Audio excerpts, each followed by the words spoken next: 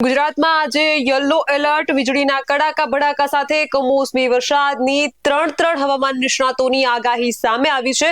ત્યારે આવનારા સમયમાં ગુજરાતનું વાતાવરણ ખાસ કરીને 21 થી લઈને 24 જાન્યુઆરી વચ્ચે કમોસમી વરસાદની જે આગાહી કરવામાં આવી હતી તેને લઈને અગત્યની માહિતી સામે આવી છે। હવામાન નિષ્ણાતોએ જે આગાહી કરી છે તેના વિશે સવિશેષ ચર્ચા કરવાની છે। નમસ્કાર, આપનું સ્વાગત છે BS9 TV ન્યૂઝ ઉપર અને હું છું આપની સાથે કાજલ સુવા। હવામાન વિભાગે ગુજરાતમાં માવઠું થવાની આગાહી કરી દીધી છે। ગુજરાતના હવામાનમાં પલટાની આગાહી હવામાન નિષ્ણાત અંબાલાલ પટેલે પણ કરી છે। તો ખાસ ચર્ચા આજે હવામાન વિભાગના અમદાવાદ કેન્દ્રની હવામાન વિભાગની આગાહી વિશે ચર્ચા કરવાની છે, જેમાં તેમણે વરસાદ અને તાપમાન અંગે વાત કરી છે। ગુજરાતમાં ધીરે ધીરે લઘુત્તમ તાપમાન વધી રહ્યું છે, ત્યારે સવારે અને રાતે ઠંડી, જ્યારે બપોરે ગરમીનો અનુભવ થાય છે। આ પરિસ્થિતિમાં હવામાન વિભાગે ગુજરાતમાં માવઠું થવાની આગાહી કરી દીધી છે। ગુજરાતના હવામાનમાં પલટાની આગાહી હવામાન નિષ્ણાત અંબાલાલ પટેલે પણ કરી છે। હવામાન વિભાગના અમદાવાદ કેન્દ્રની હવામાન વિભાગની આગાહી જોઈએ, જેમાં તેમણે વરસાદ અને તાપમાનની જે આગાહી કરી છે તેમાં અમદાવાદ કેન્દ્રના ડાયરેક્ટર AK દાસે ગુજરાતના હવામાનમાં પલટો આવશે તેવી આગાહી કરી છે, જેમાં તેમણે જણાવ્યું છે કે 24 કલાકમાં કોઈ મોટો બદલાવ નહીં થાય, પરંતુ જે બાદ 2 થી 3 ડિગ્રી તાપમાનમાં ઘટાડો નોંધાશે, જે બાદ 2 થી 4 ડિગ્રી તાપમાનમાં ધીરે ધીરે વધારો નોંધાશે। અમદાવાદમાં આકાશ સ્વચ્છ રહેવાની આગાહી કરી છે।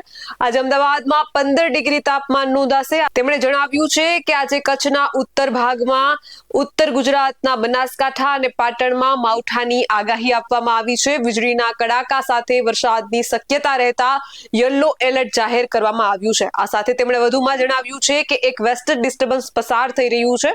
દરિયાકાંઠાના વિસ્તારોમાં પવનની ગતિ 20 થી 25 કિમી પ્રતિ કલાક રહેવાની આગાહી છે।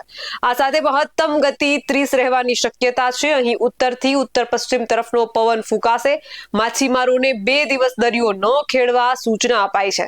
હવામાન નિષ્ણાત અથરેયા શેટ્ટીએ પણ ગુજરાતના હવામાન અંગે આગાહી કરી છે, જેમાં તેમણે જણાવ્યું છે કે સૌરાષ્ટ્ર અને કચ્છમાં માવઠું થઈ શકે છે। ગુરુવાર એટલે કે 22મી જાન્યુઆરી રાત દરમિયાન માવઠાની સંભાવના છે। કચ્છ અને પશ્ચિમ સૌરાષ્ટ્રના જિલ્લા પર જોખમ છે। હળવો કમોસમી વરસાદ થવાની સંભાવના છે। વેસ્ટર્ન ડિસ્ટર્બન્સના કારણે માવઠું થઈ શકે છે। ઠંડી અંગેની આગાહી કરતા તેમણે જણાવ્યું કે 24 થી 26 જાન્યુઆરી દરમિયાન કાતિલ ઠંડીની સંભાવના છે।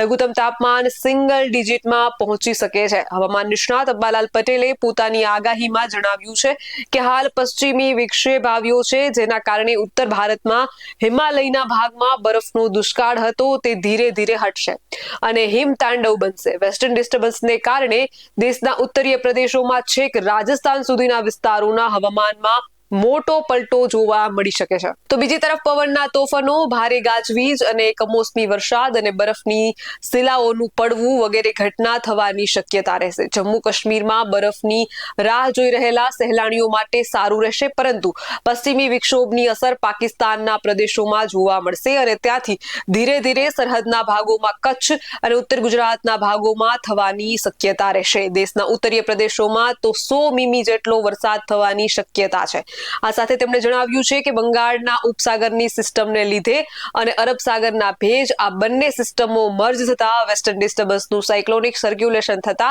તેમાં આ ભેજ ભળશે અને એન્ટી સાયક્લોન ગુજરાતના ભાગોમાંથી દૂર હટી જતા ગુજરાતના હવામાનમાં પલટો આવશે। તારીખ 22 થી 28માં ઉત્તર ભારતમાં પલટો અને 24 થી 25 થી 28માં ગુજરાતના હવામાનમાં પલટો આવવાની શક્યતા સેવવામાં આવી રહી છે। આ દિવસોમાં ઉત્તર ગુજરાત, સૌરાષ્ટ્ર, કચ્છ અને દક્ષિણ ગુજરાતના ભાગોમાં ભારે પલટો આવશે। હવામાન નિષ્ણાત અંબાલાલ પટેલે રાજ્યના વાતાવરણમાં ફરી પલટો આવવાની આગાહી કરી છે। રાજ્યમાં ફરી એક વખત વેસ્ટર્ન ડિસ્ટર્બન્સની અસર થશે, જેના કારણે રાજ્યનું વાતાવરણ ફરીથી પલટાઈ શકે છે। ઉત્તર ભારતમાં બરફવર્ષા ઉપરાંત રાજસ્થાન સુધી વરસાદ થઈ શકે છે। પવનની ગતિના કારણે પણ પાકને નુકસાનની આશંકા વ્યક્ત કરાઈ છે। આજથી ગુજરાતના હવામાનમાં પલટાના એંધાણ ક્યાં માવઠાની શક્યતા છે, ઠંડી વધશે કે ઘટશે? હવામાન વિભાગના એથ્રયા સેઠી અને અંબાલાલ પટેલે પણ આગાહી કરી છે. સર્વપ્રથમ આપણે અંબાલાલની આગાહી વિશે તો ચર્ચા કરી છે, પરંતુ અથ્રયા સેઠીની શું આગાહી છે તેના વિશે પણ ચર્ચા કરીએ. ઉત્તર ભારતમાં વેસ્ટર્ન ડિસ્ટર્બન્સથી હિમવર્ષા અને કમોસમી વરસાદ થઈ રહ્યો છે. ત્યારે આજથી એટલે કે 22મી જાન્યુઆરીથી ગુજરાતના હવામાનમાં પલટો થવાની આગાહી સેવાઈ રહી છે. તો આજે હવામાન વિભાગ દ્વારા હવામાન નિષ્ણાત એથ્રયા સેઠી અને અંબાલાલ પટેલ દ્વારા જે આગાહી વ્યક્ત કરવામાં આવી છે, જેમાં જાન્યુઆરીની ઠંડી વચ્ચે ઉત્તર ભારતમાં હવામાન ફરી એકવાર બદલાયું છે. કાશ્મીરથી દિલ્હી, NCR, ઉત્તર પ્રદેશ અને બિહાર સુધી હવામાનમાં પલટો આવ્યો છે. પર્વતોમાં ભારે હિમવર્ષા થઈ રહી છે, જ્યારે મેદાની વિસ્તારોમાં વાદળો, વરસાદ અને વાવાઝોડાનું આગમન થયું છે. એક સક્રિય અને તીવ્ર વેસ્ટર્ન ડિસ્ટર્બન્સને સમગ્ર ઉત્તર ભારતમાં ઘેરાબંધી કરી છે. ઠંડીથી થોડી રાહત મળી છે, પરંતુ મુસાફરી, ટ્રાફિક અને દૈનિક જીવન પર તેની અસર સ્પષ્ટપણે દેખાઈ રહી છે. તો બીજી બાજુ આજથી એટલે કે 22મી જાન્યુઆરીથી ગુજરાતના હવામાનમાં પલટો આવવાની આગાહી હવામાન નિષ્ણાતોએ કરી છે. તો આજે હવામાન વિભાગ, હવામાન નિષ્ણાત અથ્રયા સેઠી અને અંબાલાલ પટેલે લેટેસ્ટ આગાહી કરી છે. હવામાન વિભાગ પોતાના વેધર ફોરકાસ્ટ બુલેટિનમાં આપેલી માહિતી પ્રમાણે ગુજરાતમાં ઉત્તર પૂર્વથી પૂર્વ તરફના પવનો ફૂંકાઈ રહ્યા છે. અમદાવાદ અને આસપાસના વિસ્તારોમાં મુખ્યત્વે આકાશ સાફ રહેવાની શક્યતા છે. ન્યૂનતમ તાપમાન માટે હવામાન વિભાગે આગાહી કરતા જણાવ્યું છે કે આગામી 48 કલાક દરમિયાન લઘુત્તમ તાપમાનમાં કોઈ મોટો ફેરફાર નહીં થાય. ત્યારબાદ 2 દિવસ દરમિયાન 2 થી 3 સેલ્સિયસ ઘટાડો થશે અને ત્યારબાદ ધીમે ધીમે 2 થી 4 સેલ્સિયસ ડિગ્રીનો વધારો થવાની શક્યતા છે. હવામાન નિષ્ણાત અથ્રયા સેઠીએ પણ ગુજરાતના હવામાન અંગે આગાહી કરી છે, જેમાં તેમણે જણાવ્યું છે કે સૌરાષ્ટ્ર અને કચ્છમાં માવઠું થઈ શકે છે. ગુરુવાર રાત દરમિયાન માવઠાની સંભાવના છે. કચ્છ અને પશ્ચિમ સૌરાષ્ટ્રના જિલ્લા પર જોખમ વધારે છે. હળવો કમોસમી વરસાદ થવાની સંભાવના છે. વેસ્ટર્ન ડિસ્ટર્બન્સને કારણે માવઠું થઈ શકે છે.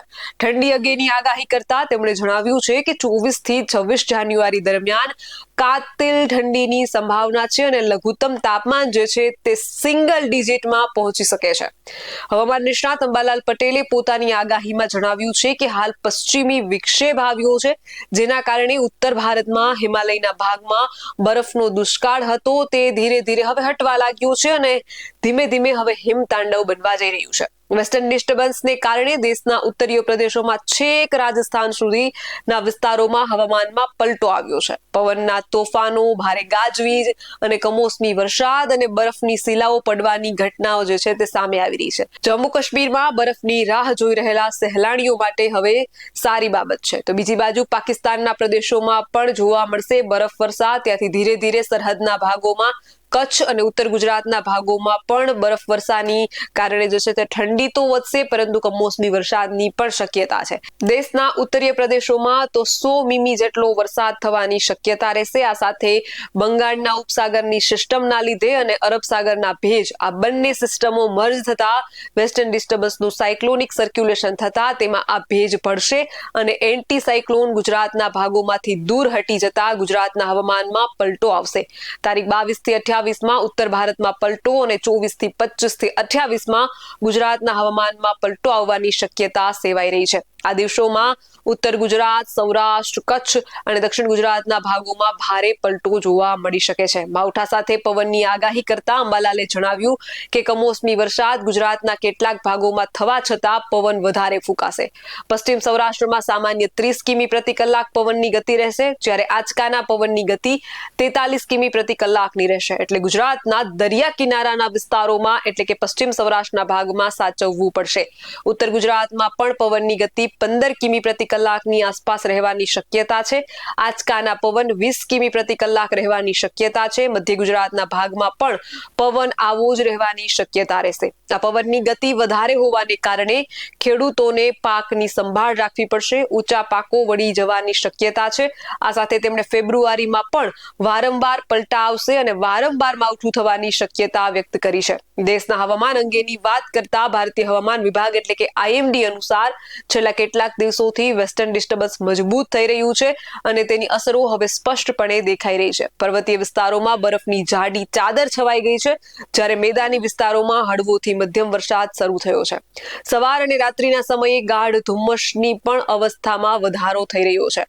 ઠંડી હવે એટલી તીવ્ર નથી. ત્યારે ખાસ ખેડૂત મિત્રોને અપીલ કરવાની છે કે હજુ પણ કેટલાય કૃષિ પાકો તમારા ખેતરની વચ્ચે પડ્યા હોય તો એ કૃષિ પાકોને વહેલી તકે સાચવી લેવાના. તૈયાર કૃષિ પાકો જો ખેતર વચ્ચે હોય, જેમ કે મગફળી છે અથવા અન્ય કોઈ તૈયાર જળસીઓ ખેતરની વચ્ચે ઢગલા કરેલા પડ્યા હોય તો એમને વ્યવસ્થિત ઢાંકવાની વ્યવસ્થા કરી લેવી.